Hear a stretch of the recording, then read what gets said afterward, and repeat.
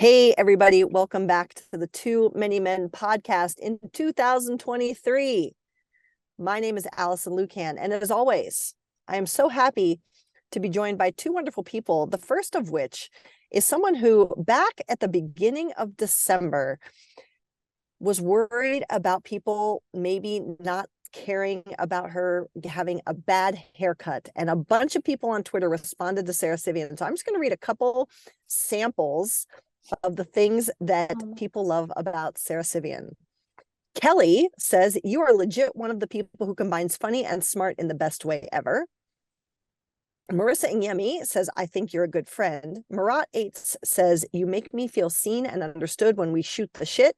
It means a lot and speaks to your ability to connect with so many different kinds of people. Sarah Civian, how are you?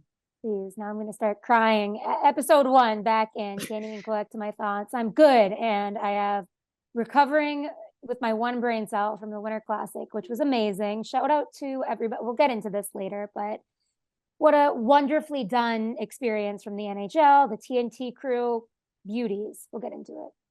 Amazing. And we, of course, would not be Too Many Men without the woman who created her own fabric to match the Too Many Men podcast. The woman who, dare I spill the beans, is a brand new homeowner of her own. What an amazing accomplishment. The Athletics' Shayna Goldman. Shayna, say hi. Hi. And anyone watching is going to see me talk with my hands and watching on video. I'm coated in paint. I am a train wreck right now, but hey, we're here with our ounce of brain cells. Like, I couldn't even think of the word. 1 bushel of brain cells. Oh my God, you guys, I'm now obsessed with Animal Crossing. It's like you say bushel, I'm like, oh my gosh, I can collect a bushel of weeds and sell them. I'm obsessed. It's all Piper's problem. I keep being informed that you're playing. Like Rich will be like, Allison's still playing Animal Crossing because I don't play that. And he loves that you're playing it. Does he play it? Yeah, all the time. I love it. I hate it. I hate that I love it. And you go every day and you get more little monies and like, oh, you gotta get your bells. Like my bells, yes. Yeah. I get mail. It's decorating my home. It's all very exciting. It's very, very exciting. Do you know that there's Animal Crossing shoes, by the way? Puma did a line of Animal Crossing clothes. So just putting it out there because I did buy a friend a pair of them for Christmas. Like, there's shoes. You should send them to me, the link, please. Yeah, make that note. That's our Biddo news. No, I'm just kidding.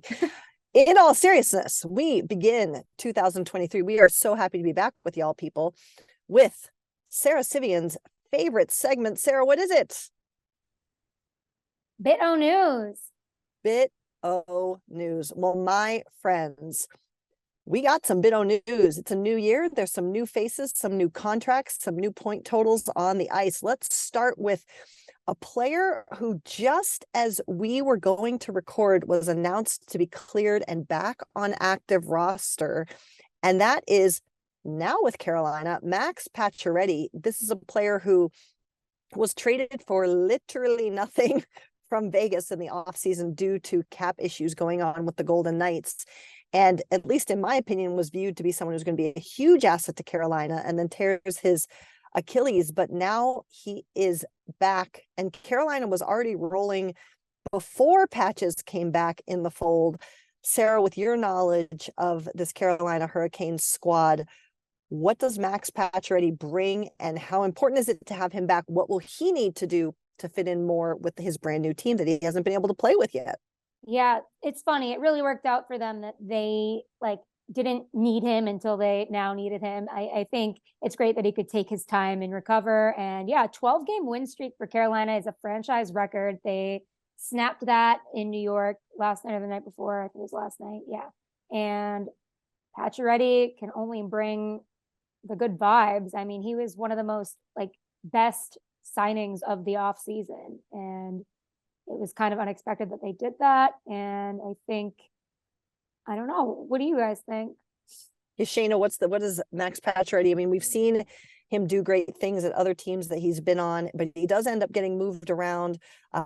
Montreal, now Vegas, now Carolina. Who is this player for fans who maybe don't remember what he can be when he's full health? And he's a really good offensive player. And I feel like, we saw him start to trend down, but he really had found hit his stride again, refound his footing, whatever the best way to put that would be, like with the Golden Knights. Like he's a good goal scorer. He's not going to be like your puck carrier, but that's fine. And I think that he has a different skill set. I'm sorry, Zeke's yelling at us. Different skill set from like what a lot of the Hurricanes have. And I think that's like a good weapon to have in their forward group. Like it's going to bring a little bit more versatility. Hold on. I'm going to let her in real quick. Just wanted to. Hold on. You Sorry. better respect Max Pacioretty as a puck mover. Maybe we'll see that courtesy of Zooks. Oh, little baby. Allison, what have you seen from him? It's been a while since I watched him, admittedly, but yeah, he's had the injury bug in his career, and it stunk the way that it was in the preseason with the Canes, where it was so unfortunate that they got him to be basically a rental for the playoffs, and here they are. So well, and again, I think this is going to be very interesting to watch, because who was the other player involved in that? I'm going to look it up here if no one else remembers. But Dylan Coughlin. Thank you. For Vegas to have to move. I mean, this is similar to, in my opinion, the Oliver Bjorkstrand trade for Seattle, where it's not just the asset, but it's also the price, right? That makes this so valuable to Carolina. And I think that's what's going to be huge, because we've talked about this. The Carolina is a team that we're over the whole, we're just happy to be here, and oh, look, we're a good team. Like they now have to get to a final. They now have to be competing for a cup, in my opinion.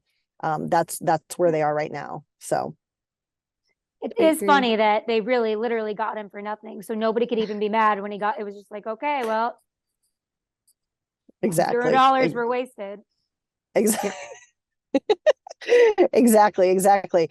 Well, another player who's now, in theory, going to be around his team for a little bit longer here is someone who's had an interesting road, and that is Jimmy Vesey. Jimmy Vesey goes back to being drafted in 2012 by Nashville, but won't play for them.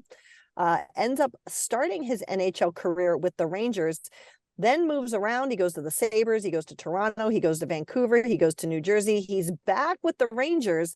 And not only is he back with the Rangers, he, as of Monday, signed a 2-year, $800,000 extension. Shayna, take us down the Jimmy Vesey rabbit hole. Is this a good contract? Where is the player now? And just how can you explain this circuitous route that he's taken basically all over the NHL to get right back where he started? It's so odd, isn't it? It's just like, I think he's a really good example of how a player can change their game and can adapt to the league to have a role in it. Because like he came into the league and came to the Rangers as someone who was expected to be like a good scorer.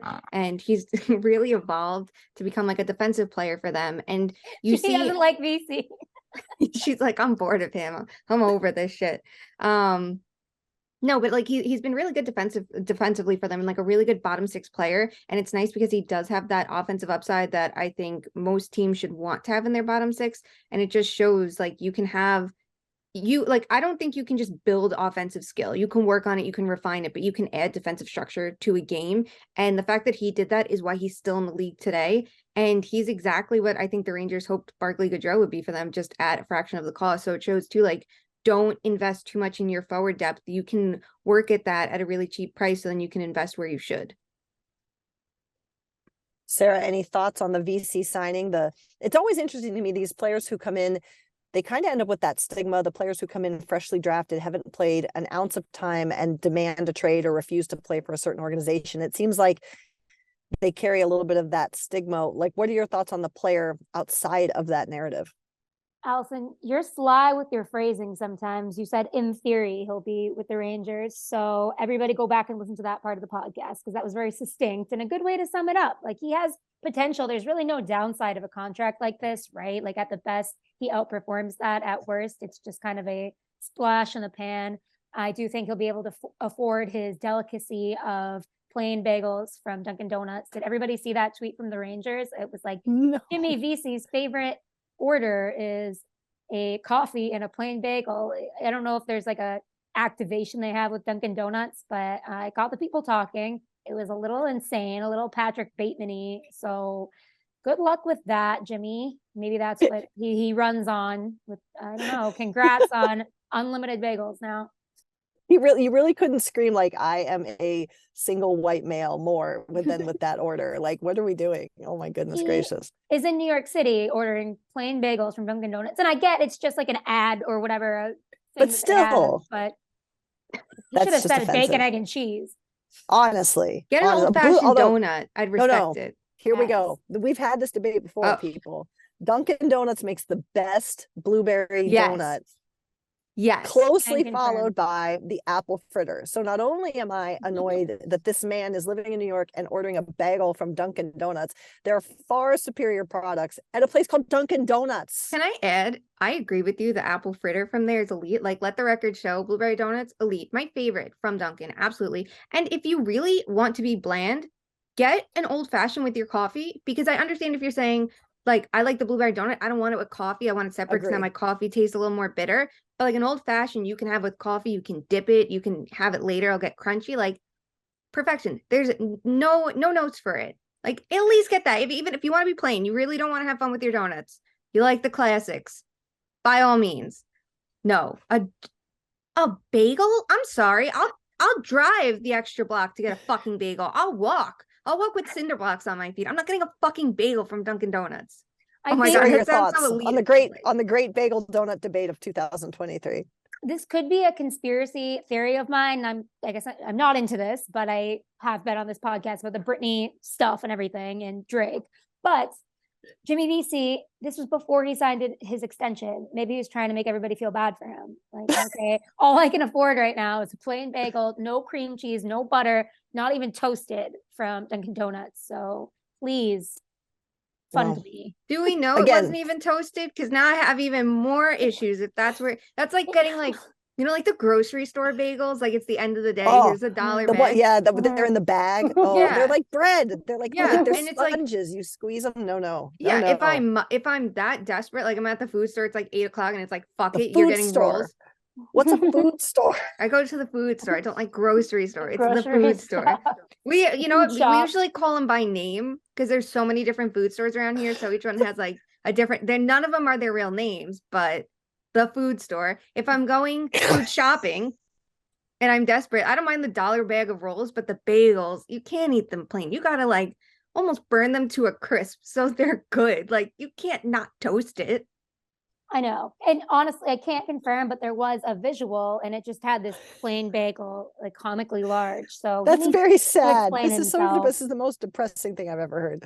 All right. Well, congrats to you, Jimmy VC. Please learn to eat better food. I mean, my goodness gracious. If it's called donuts, probably their specialty is donuts. Let's start there. Even get a munchkin. Oh, we do love a munchkin. We do love love a munchkin. munchkins. Love the We do. variety, the option. They're so good. Yeah, and then you can have variety, like just in little bites, and Mhm. not feel guilty about eating like 8 donuts. Yep. In other kind of good but also poignant news, we're still in bit of news, people. Who knew? But Tage Thompson just continues to go off. He had Who? Tage Tajay. Thompson. How am I supposed to say the last? Tajay Thompson. I'm getting messages Thompson. from people when they corrected me. They're like, Tajay. And I'm like, yes, people, thank you. Tajay, yes. Okay. Our favorite We French know player. yes. Goes off excuse me, what day is today? What did we decide? Wednesday? It's what Tuesday against the Washington Capitals, a 4-point night, a hat trick and an assist. And that's really cool for the player. We'll talk about that, but I also want to talk about just the poignancy of this coming a series of threes, his game-winning goal, his hat trick goal, which was the third goal of the night for him, came in the wake of the obviously very severe injury to DeMar Hamlin of the Buffalo Bills. And that has really impacted the Buffalo sports community. And so for Tage to get 3 goals in 3-on-3 overtime with the game winner at minute 3, there was some nice emotional connection there for fans who are all really feeling that injury. So let's talk about it, Sarah. First, just the player, but then also, you know, this is why we follow sports, is also for the stories. And this one isn't necessarily a happy story, but it's touching and it connects a community that's really feeling some loss right now. So what did you think about that game? Yeah, the list goes on with the not coincidences. I don't want to say that, because I do think it was meaningful and there's magic in sports like that. I think it was his third hat trick of the season too, and a few other threes there. It was the 3rd of January. So we'll get into that after. Tage is making a name for, what is he, the second highest scoring player in the league right now in terms of goals, other than McDavid. So he I don't want to say he came out of nowhere, but as much as he could, this is like a huge breakout season, and I'm starting to wonder where his ceiling is, right? It's really exciting. It's not even just, even his assist last 2 nights ago, if you're listening to this podcast now, so we're a little rusty, we're getting back at it, but his spinorama pass was so exciting. He's pacing this team. I don't want to say Eichel wasn't the superstar that the Sabres needed, but it was really time to move on. He didn't want to be there anymore. Tage clearly does. Somebody else needed to step up and be the guy that they could kind of believe in, even when it's an up and down season. Now they're going to be competing for a wild card spot in the playoffs, I believe. So it's a hopeful thing for Sabres fans. And oh my God, people in Buffalo have been through so much this year. It's been multiple events on and off sports. And oh my God, I just send my thoughts and prayers to everybody involved, like legitimately. And it does, I mean, I'm keeping up with all the reports and it looks like there's some positive news. So everybody just keep praying and thinking of Buffalo. And these moments in sports remind you that this is why we watch. Like you said, it kind of brings everybody together and allows us to have these moments of unity in solidarity with people that might need us. Sheena, êtes-vous Tage? Well, Sarah, that was really well said. Everything was like, it's been a tough road for Buffalo lately. And I do feel like, which maybe no one expected, like the Sabres have been the bright spot in like so many different ways. Like they're exciting, they're fun. And like, I love that Tage is going last year's breakout. That's me. That's who I am. That's not this is the only way I refer to him. This is it. Like, this is who I am, and I'm a superstar. And like in the year 2022, he had the most goals above expected for his wrist and snapshot goals. And like sometimes he didn't get as close to the net, but like the things that we can't track, the pre-shot movement, the passing that preceded it, or the way like his finesse in the play is definitely why he scores so much above expected. And then you look at like the snap that he gets in his shot and things like that. I started digging through and watching like all of his goals from the last year for this story to kind of see like what makes it so special. And you just see the repeatability of it because of the skill that he has and the versatility in his skill set. And I think it was really on display. The goal, his first goal against the Capitals was a one-timer. It was a slap shot from the circle. I think he had 4 all of last year, and he has 7 so far this season.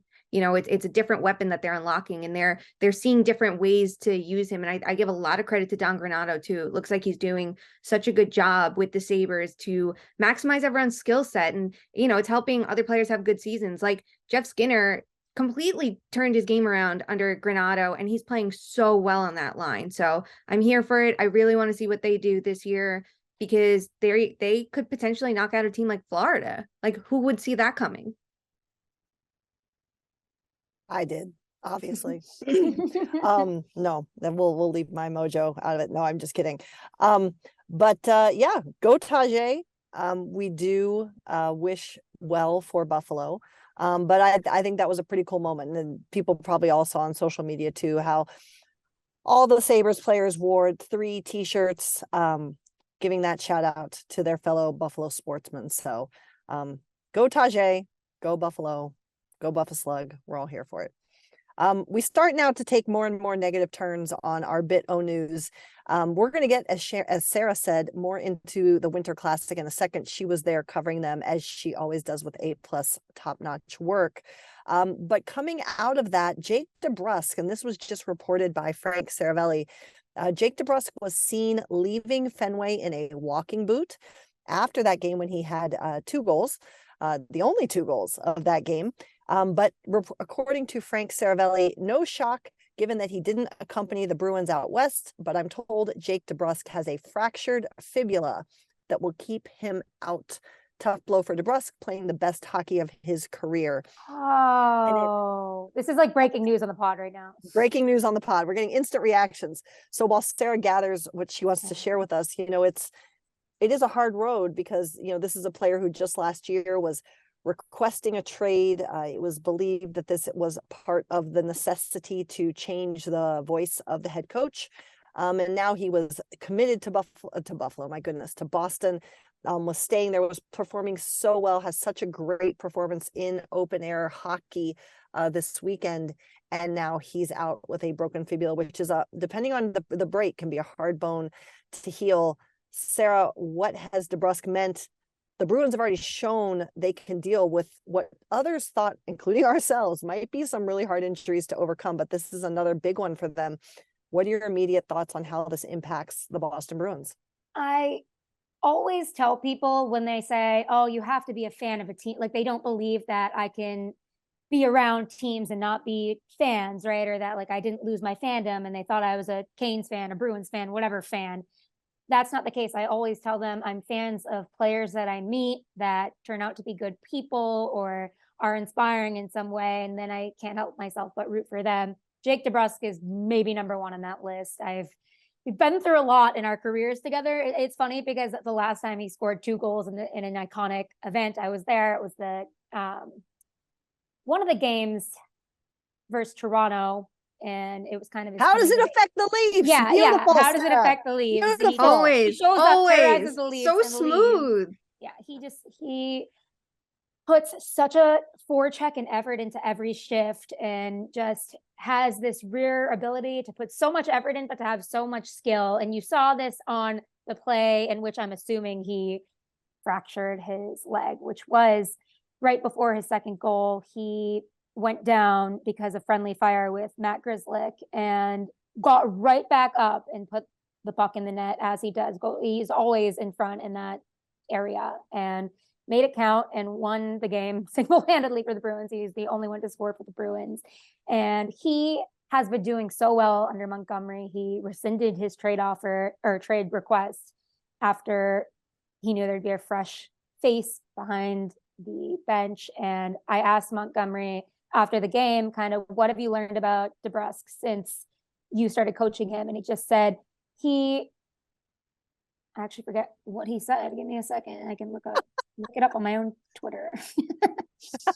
But it was such a, like, Montgomery hasn't been the most vocal of coaches. And you could tell DeBrusk and his relationship means a lot to him because it was kind of one of the projects, right? And it was the question everybody was asking headed into the season, like, is he going to have this comeback season? And he was on pace for more than 30 goals, which would have been a career high. Oh, it stinks so much that he's now, I don't know what his status is, but can't be great after a fractured leg. Did Saravelli give any update on that or no? Just breaking. Well, Sarah looks for that, Shayna. Just your thoughts on how Boston gets by without DeBrusk. Another big injury for them. Yeah, that's a good question. Like, he finally was carving out a legitimate spot for himself there in the top 6. Not just he's visiting on this line and they're trying to make it work. You know, the fact that Zacha works on the second line with Pastrnak and David Krejci, I think gives them a little bit more lineup bound, so they can like play around and try to figure out like what's best for them. But it's not like they have this inspiring prospect pool or the deepest of rosters. Like, they're just, you know, like, it feels like a lot of the players are slotted up appropriately. So I wonder if maybe someone like Taylor Hall could get more minutes out of this. Yeah. Maybe like that's the option, if he can either shift to the right or someone else can shift to the right and he can play the left. Like, that's one option for them, but you know, that's going to take away from the third line scoring depth that works for them. So it's going to be interesting. But like, I think Montgomery's done a good job getting players to play to their strengths. So like, you know, DeBrusk, like Charlie Coyle. So maybe he can figure out the right combination and figure out a way to make the line click in a new, different way instead of trying to just like repeat the success they had with DeBrusk there.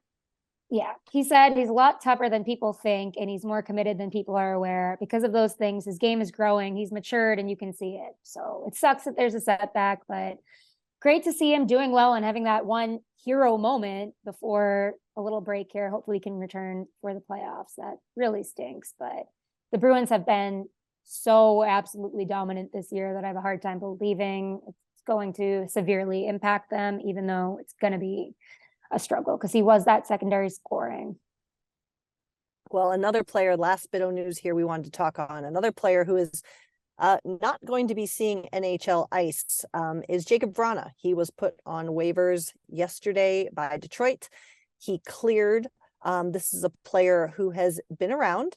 He had recently come out of the substance abuse program through the NHLPA, had been on a conditioning stint, if I'm not incorrect, and that did not necessarily leave him satisfied coming off of that. And so there was a lot of reaction when this player went on waivers yesterday, but a little over $5 million a year cap hit on a contract with some years remaining.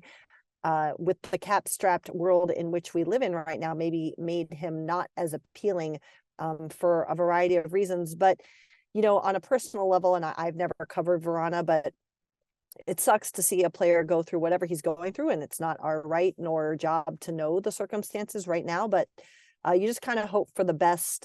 Obviously, a player that is looking to rediscover success on the ice while he hopefully maintains it off. Shayna, thoughts on Vrana? Were you surprised at the waiver move, and more so, were you surprised that he was not claimed?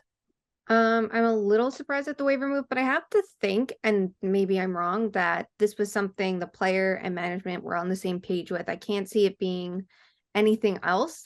Am I surprised the team didn't pick him up? No, because teams don't want to take risks. When this is a player, in my opinion, when you look at the skill set that he does have, and when he's at his best, he's a very good, he could be a top 6 forward, a top 6 winger, and on a deeper team, maybe he's closer to middle 6.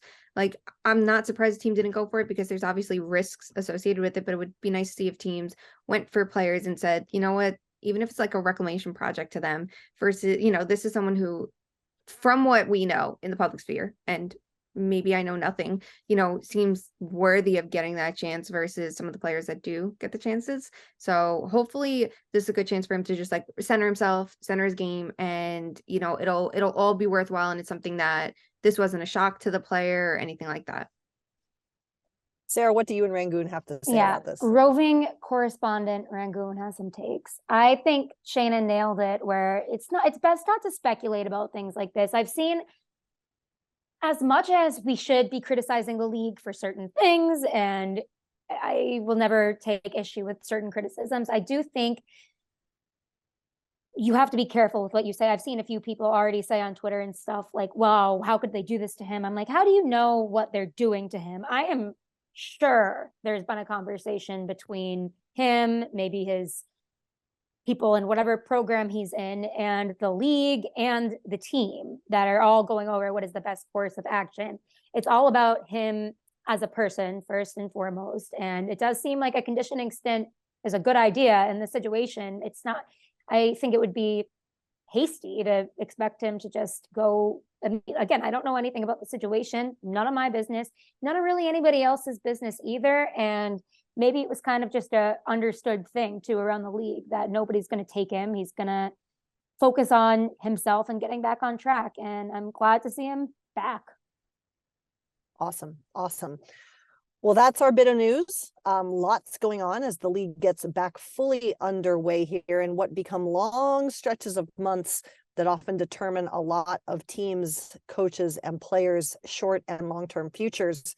And with that in mind, friends, there is some stuff going on, so much so that we had to create a whole brand new segment for them because this is the saga that will not end. And so we are calling this segment, We're Glad We're Not You. And this episode's entrance, my goodness, friends, it's the Vancouver Canucks. I mean, we have talked about this team time and time again. You don't know what they are. Boudreau is getting fired, then he's not getting fired, then they're winning, then they're never going to win again. No one seems to know what to make of them. There's players who want out. There's players who are troublemakers. Last night, and again, that would have been Tuesday, we're recording here on Wednesday, the Canucks fall to the New York Islanders. It is their 3rd loss in a row, and it is their 4th loss in their last 10 games. What spurs us to create this category for them is a couple things. First, JT Miller, I'm sure you've all heard about him. His quote, coming out saying, I'd like to say my lack of production is a compliment to me not cheating the game and playing the right way. I'm personally going to use that whenever I have a bad day at work going forward. And then also after the game last night, Boudreau came out and said, I can't go out and make them want to block shots. And if you look at the totals from the game, I'm quoting Taj1944 on Twitter, the screenshot showing that in terms of giveaways, Vancouver had 13, the Islanders had 3. And in terms of block shots, the Islanders had 18, the Canucks had 3. I personally am not usually a person that uses block shots as a meaningful metric, but my goodness, friends, this is a coach separating himself from the team publicly with his words and also calling them out. You've got other players saying it's fine not to score because it's actually a good thing. We're living in the upside down. Shayna, why are we glad we are not the Vancouver Canucks?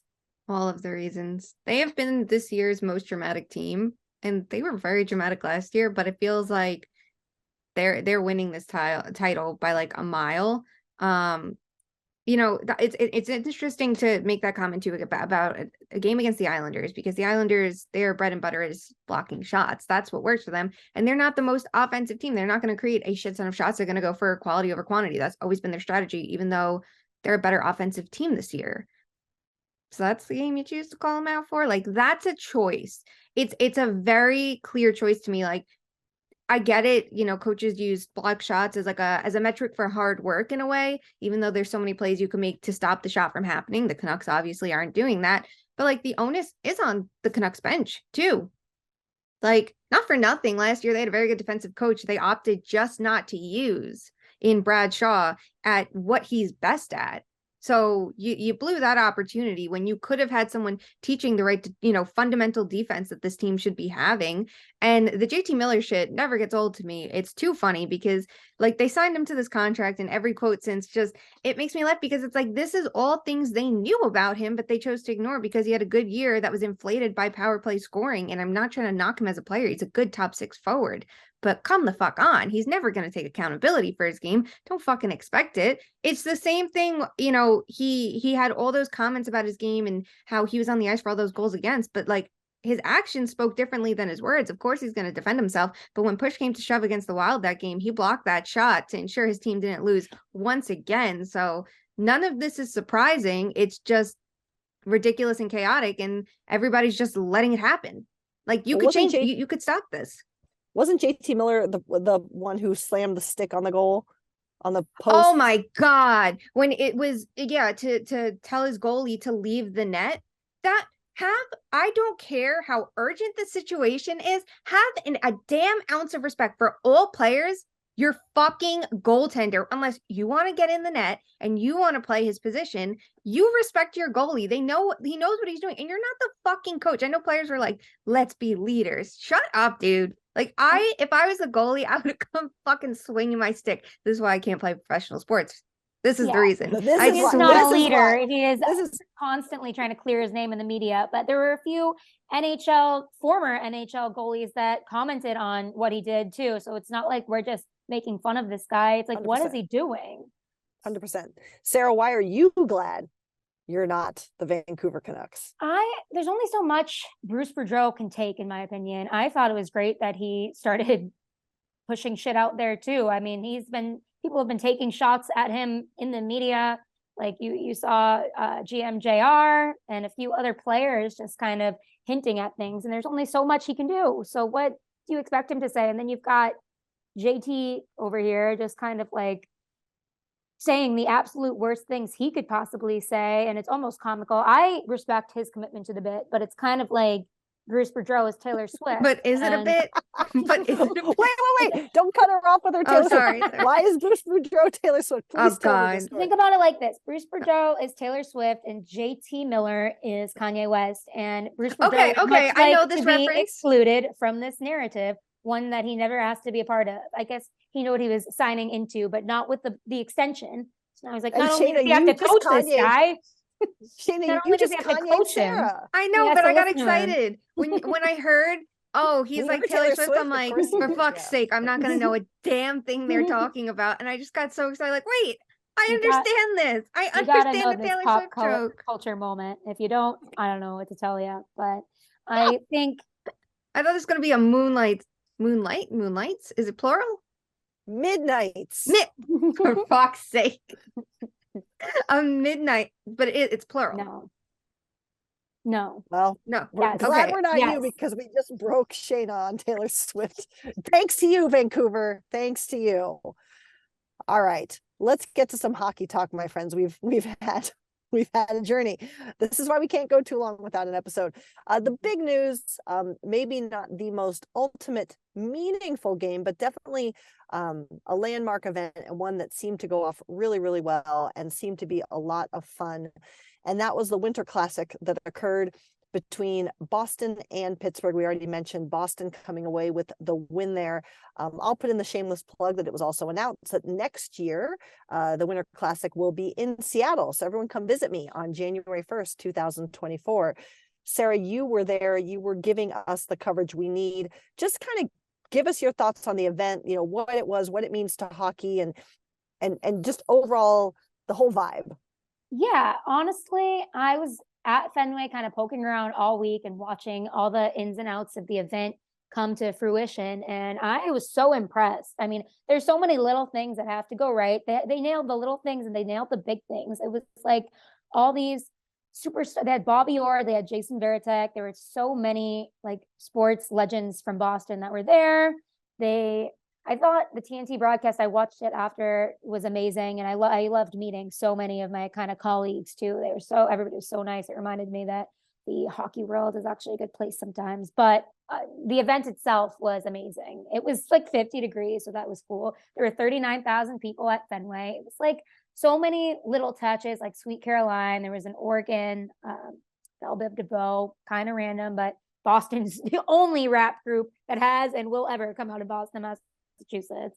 And the Boston Pops. It was just great, like every little detail and the nostalgic vibes. I loved how much the players were into it. Like, I wish I was at a different outdoor event, maybe in terms of the clothing, when they did the 90s stuff at Lake Tahoe. That was cool. And the Notre Dame Peaky Blinders. I mean, it fit the event though, with the 1935 Red Sox team homage. I have to tell you, so we were talking about this yesterday while we were on broadcast, not on air, but while we were watching the game and getting our coverage.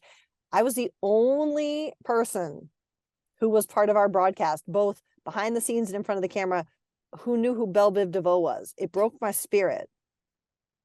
I cannot. Makes me feel old. I tweeted like Bel Biv DeVoe can do the Star Spangled Banner, but Francis Scott Key could never do Poison. And everyone was like, what are you talking? What language? I'm like, you guys need to grow up and listen to Poison by Bel Biv DeVoe.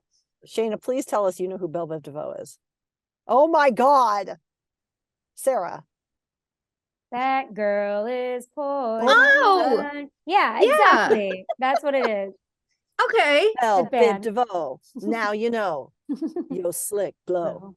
Oh, okay. All right. Yes. Good job, We're Shayna. good. Okay. We're good.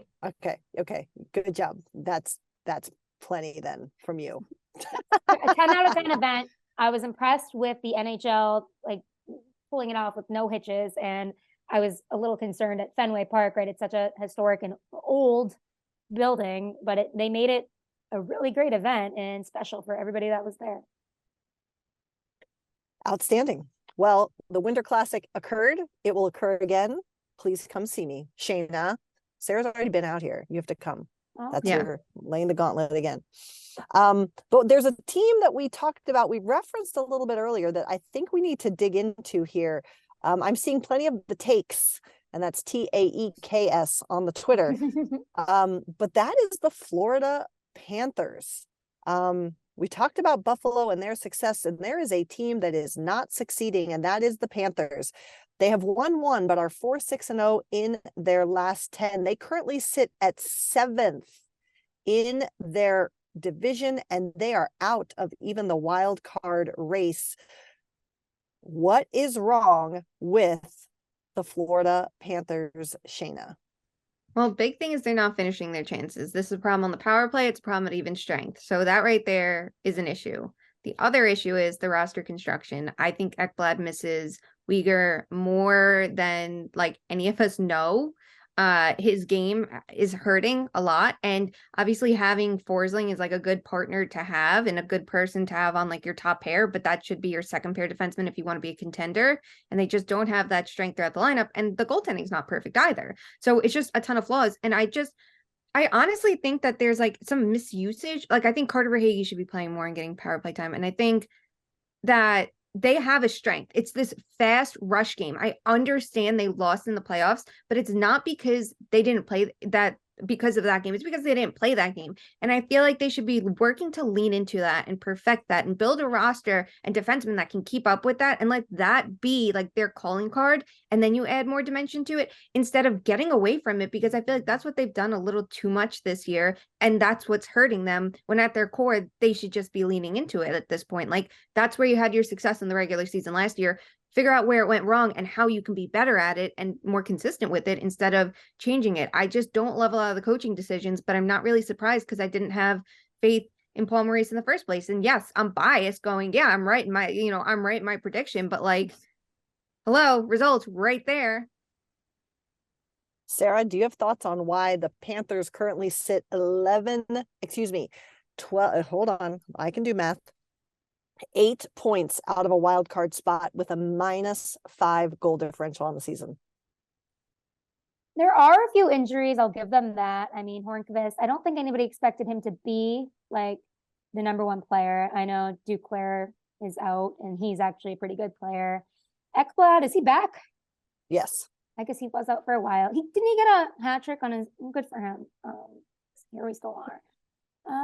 There's a lot of people out. I'll give them that. I also think they just can't score. That's been a problem. I think it's a little concerning that their defense hasn't been that bad. And then it's like the lack of scoring, because now that's just not, I don't know. Allison, help me out. Yeah, I mean, it's funny. I've watched them in person twice, once in Seattle and once in Florida. And it's kind of like, I would, if I have the time, Shayna, here's your story idea, add to the list. I feel like they need to be watched more, because I feel like this is a situation where the numbers aren't actually pointing us to the problems. Yeah. They don't look like they particularly at home, I wasn't impressed. And I particularly also didn't like, I feel like when you're a winning team, those really bad mistakes, those really bad hits, or those undisciplined penalties, those rarely happen, right? Because even if you have a bad game, you still know who you are and you still have the confidence in who you are. And they had a couple of those in the game against Seattle, notably, if we all remember, the big hit on Justin Schultz, which I thought should have been suspendable, but that's just me. So yeah, I feel like there's something systemic going on. I like Shayna's conversation about deployment, but the team isn't clicking right now. And I think the problem they're having is, again, it's my experience that always January and February is the hardest hockey, no matter where you are, because you're just stuck in the doldrums of winter and they're already hurting. And I don't know that they can get back into it. And they've already lost their first round pick for this coming year too. So that's the killer. They invested so much in this year. Ultimate defender Ben Sherratt, which is exactly what you needed last year, but here we are. So. Let me say it was Barkov who returned and got a hat trick, the fastest hat trick in Panthers history. I don't know why that. It's like obviously one of the best players of our generation. I don't know why I forgot that. Respect to Barkov, But anyway, you're absolutely right. Where it's just kind of not one. That's why I'm kind of sitting here like, what is wrong with the Panthers? I'm kind of questioning it. I don't know. There's a bunch of little things that are just making it not click, and they're kind of digging themselves into this hole that, as the days go on, it's harder and harder to climb out of. And I did not love the Paul Maurice hire, and I know there's more than that, but in these situations where it seems like there's several things just not correctly firing off, you do have to look to the coach. Yeah. And it's over a longer, this isn't, it's a 5-game losing streak or anything like that. Like, this is from day one, we're like, Florida Panthers, like, all right, they look a little different. And then you go like, a little disappointing there. And now you're to the point, like, it's concerning. The rest of the league is moving on without him. And it was the Metro teams, because if say the Devils or the Islanders made it. You already knew 2 teams are falling out from last year's mix. Right. Now you have Atlantic teams pushing for it. You have Buffalo ahead of schedule. You have Detroit, whether or not they'll stick there, who's to say? You have Ottawa, who is legitimately, we've been talking about, look how much they're struggling. Look how far behind they are right now. They're ahead in points. And the fact that the Panthers have 39 games played at the time of this recording, while Buffalo's at 36 and Detroit's at 35, like, that's a legitimate problem. So they're going to have to most likely, I can't even say push into the Atlantic Division to make it, because they're not just fighting Metro teams now. They're fighting their own division, teams that they should be far ahead of. Not to belabor the point too much, but I just also think it's interesting that Maurice left the Jets because he felt that they needed a change of voice. A new voice, they got that change of voice, and it's been really successful. So I think it's a really bad call. It's not his fault. He got a job and took it, but I think it's a bad call and a red flag for a GM if you're looking at this situation and saying, oh, this guy like wasn't the voice this really good team needed, and he's acknowledging that, let me go hire him. Like, I just thought that was not really a great move, even from the outside, and Lord knows there's probably more information on the inside. Well, and to that, I think I would say, and I am not there, this is just me going back to my consulting days, is that, you know, as we were just talking about, I wonder about what work can be done to improve the culture of the room and the organization, because you do have a change in leadership, and we've talked ad nauseum about that the last coach wasn't necessarily ready to lead a team to the Stanley Cup, but then was gotten rid of in what I would suggest was an unceremonious fashion. So the room has gone through change. This is a room that, while there has been some change, had to fight to keep Keith Yandle in the lineup when he was potentially going to be pulled out and have his Iron Man streak broken. And there's just does this group feel connected in the way that they need to stick through the hard times and to stick with the program and to deal with change, whether it's there's one thing, right? Like, is the change the right change or the wrong change? And then do you present the change in a way that's palatable and acceptable and able to be worked from? Yep. And I feel like both of those elements are maybe not where they need to be right now. And I'm not pointing fingers because that's really hard to do. So I was not there, so I don't know how it's all gone down, like Sarah said, but it just feels like this is, again, why I say what Colorado did last year is so impressive. It wasn't like there was some, like, we went big on defense or this or that or the other. They just built something the right way. And that's really freaking hard to do. You can argue too, Tampa did. Like, their core was 100%. Their core. 100%. They made moves, and they added bigger pieces along the way, 100%. But it was like Ryan McDonough to be a part of the team for a while, to trade all this for that. You know, like, they weren't just saying, we're only going splashy at the deadline. And when they did, 100%. It was the Colemans, the Gaudreaus, the Hagels. You build your core, you complement elsewhere. That's how you're supposed to do it. And Florida did feel like they kind of went opposite that at the deadline last year, and they're paying for it. Two things, though, that stuck out to me from what you said, like, we're talking about the coach who wasn't fit to be the head coach, Brunette. Even if you think that's true, and I absolutely do, I've made that clear 100 times, he was very good with their power play. He was good with the forward group. They brought someone in to handle that, and now they're having problems. So did they make the right hire from an assistant perspective? Like, we never highlight the importance of assistant coaches enough. It's not just on the head coach, but it does feel like there's a disconnect from both. Second of all, why haven't they tried going to a strip club? That's what I want to know. That's what they needed in the playoffs last year. Maybe they went, it didn't work for us in the playoffs. So what are we going to do this year that's different? It's not a strip club. That's not the answer. Maybe they should go to, like, I don't know, like Fun Zone. They should go go-karting and play bumper cars. This is the analysis we need. Thank you. You're welcome. Never forget. The coach didn't even know that they went, and he denied it. See, this was the problem. This was the disconnect. If he just went, yes, they went to blow off some steam together. It was a team activity.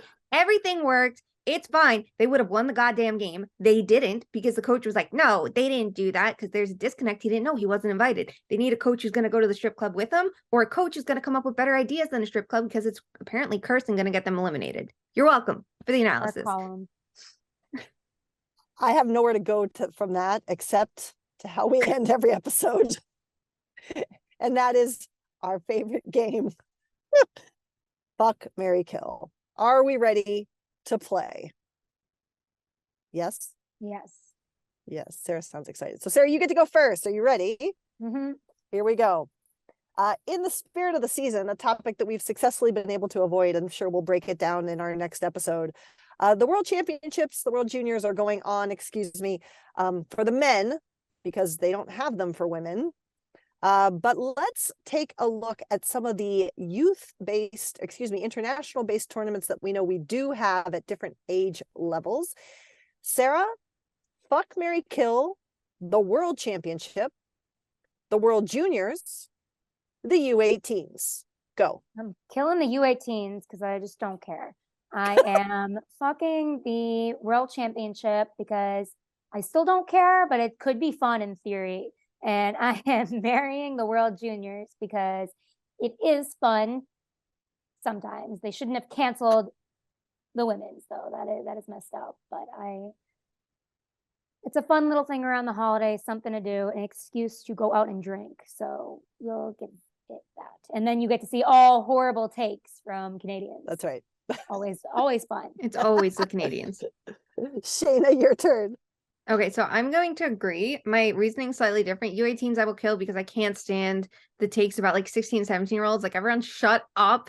These are kids. They're learning. Also, to see the disparity in how the men's U18s is from the women's drives me up a wall. Like we say, they don't have World Juniors, but honestly, it's a tournament they don't have to fuck up right now. That's how I view it. I wouldn't trust them to run it properly based on what they do for U18s. Like, we saw them with the doorbell cam for years. That's finally changing. So I have to kill it. I will fuck the World Championship because at least it is some international hockey for NHL players, which we all want to see and never get to. It's fun to see it that's how we saw David Krejci and David Pastrnak reunite, because they were at the World Championship. Like, it's fun to see. Doesn't really matter, but it's fun. So sure, I'll fuck that. I will marry World Juniors. It has its flaws, like the fact that the women don't have a matching tournament. But it's fun. It's a good way to learn about NHL players before they reach this level. It's like a good primer for them, especially the college level players, that you learn about them. You get to understand a bit about their game, and maybe they join the team in the spring. So I do think that's exciting. But the takes are terrible still, because it's like, we're going to judge everything we need to know about a player based on what they do in 7 games. And I mean, it's a tournament that you should just have a good time and let them enjoy the experience. Perfect. I will kill the World Championship because I want the Olympics to come back. I will fuck the World Juniors because everyone does get so completely overblown. It's fun. It's totally fun. But the takes that come in about, like, obviously Connor Bedard, notwithstanding, because he is truly exceptional, but like, everyone decides based off 4 games or whatever that so-and-so is going to be the next great hope for your team or for the league or for whatever. And I just, like, we need some perspective people. And also these are kids, and the pressure that I feel like we're putting on these players sometimes is just irrational. So that's me. And then therefore I will marry the U18s. And the reason I'm marrying the U18s is because the Seattle Kraken's own Caitlin Parker is a scout for the women's U18s this year for Team USA. So I'll get the women in there, even if Team USA and the international bodies don't want to. How about that? Love it. It's a good one. New commissioner. vote Allison. Let's go. But I ran for office in high school, and my thing was my last name used to be Sestina, and my thing was yes with Sess. That was Oh my God. God. Oh my God. Bringing that back. Listen. I'd vote for you for now commissioner. it's you can any with day. Lou Can. How about that? Oh my God, of course you have a new one. Look, I will vote for you for commissioner any day of the week. Not just because I would expect you to give me a job, because if you don't give me a job, I mean, think of the scrunchies I can make. Think of the scrunchies of the league. Well, what was it? Allison was going to be commissioner. That's right. We did Shayna do was this. going to be a head coach. I was going to be an agent. I took a personality test over the vacation, and I got Airy Gold. So that's perfect. There it is. That is perfect. Perfect. All right, friends, we'll leave you with that perfection. There's nothing more we can share with you other than we are back. 2023 promises to be a really exciting year. We've got some really cool stuff coming. We'll share a little bit more about that next week. We'll be back to 2 episodes a week. As always, you can follow us on social at 2_much_man. OnlyFans coming soon to you as well. You can always buy our merch. We have switch cases now.